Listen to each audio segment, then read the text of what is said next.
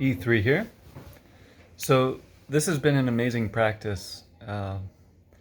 Most of us, I would say almost all humans, unless we were born very integrated and our parents are fully integrated and the community we grew up in, each person is integrated, most of us have trauma.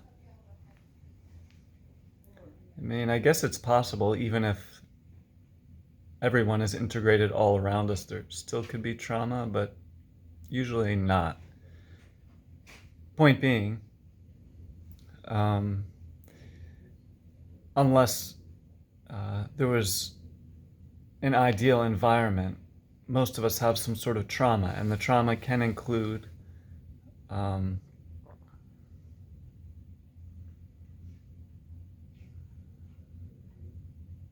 trying to let go and trust that the point I have will come to me.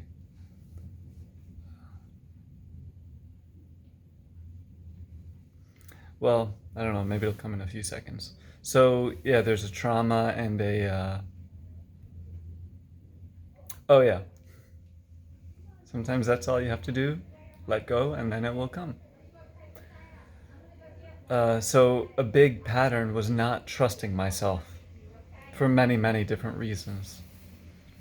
So, growing up, well, it doesn't even matter that stuff growing up, but for me, I had this pattern of not trusting myself, and it manifested in many forms, and it created this loop.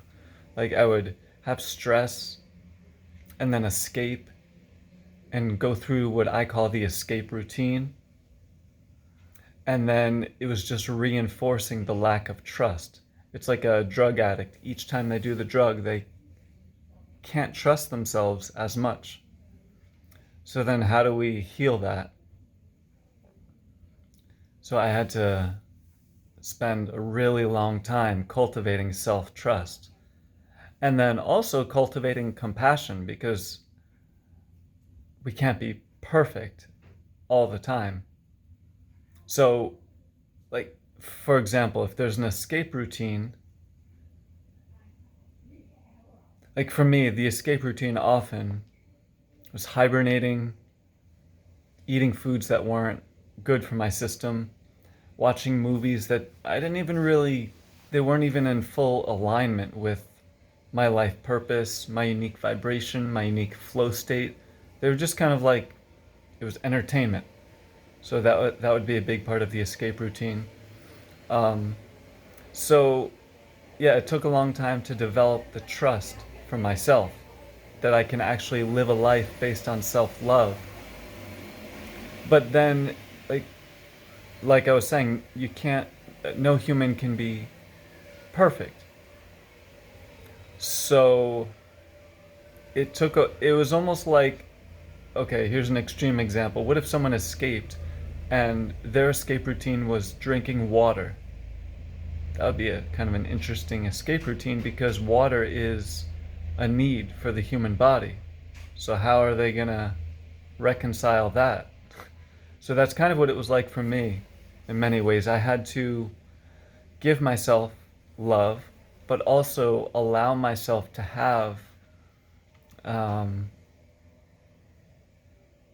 guess part of it was allowing myself to have human 3D fun and pleasure. So it was kind of like a dysfunctional relationship with pleasure that I learned about myself. That the pleasure didn't have to mean I was escaping. I could be staying connected to my unique vibration and still have the pleasure. So it took a while to do both, because almost like a drug addict, if they have even a tiny bit, it kind of brings up memories of and more cravings for the drug.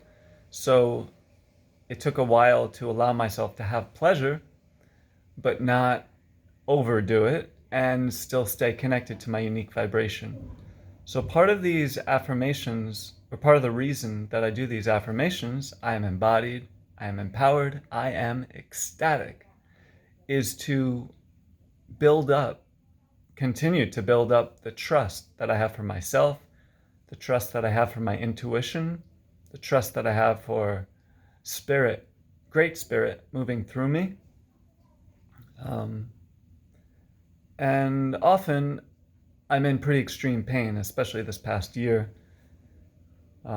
Especially in the morning time, like it's morning now. I was in really extreme pain a few hours ago. Lucky I got up and I just stood up and went to the bathroom and then sitting down again. So I feel a little better. Point being, I'm doing these affirmations not necessarily because I want to. I'm choosing to, and not because whether I want to or don't want to, but it's an act of self-love and letting go of, and then just doing it and letting it go. Not worrying about what it looks like, what I look like, what the results are, who's going to see it, but doing this as a practice.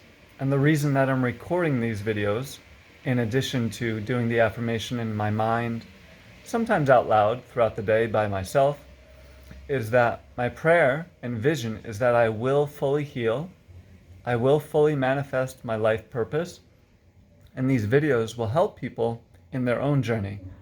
And also people could see the evolution. It's a mystery for me. So that's part of trusting myself, being in the mystery, but being okay with that, loving myself even though I don't know what the results of that love will be, but doing it anyway. So with that being said, I'm going to do a little bit of the E3 affirmation and then walk as much as I can outside. Well, outside of my room in the hospital.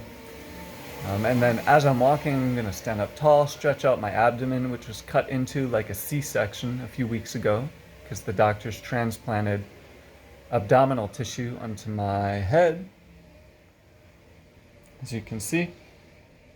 So, may this prayer go into every cell in my being, to every aspect of my life, and may it go out to all humans, that we may all feel embodied, empowered, and ecstatic, just as we are.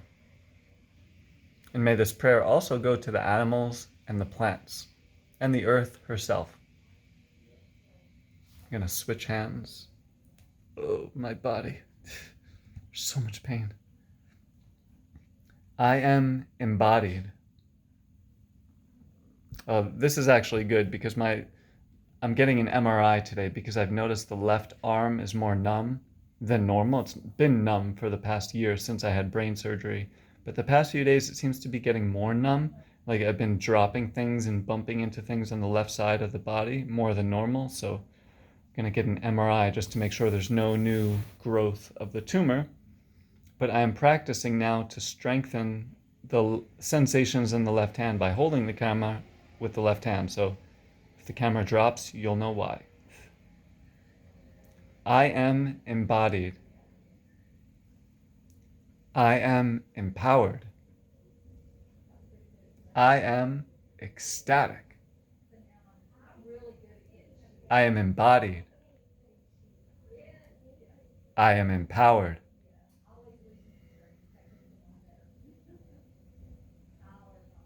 I am ecstatic. I am embodied. I am empowered. I am ecstatic.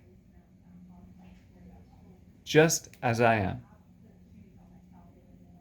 Even while being in this human body, mind complex. And may you be as well. E3 here, wishing you well.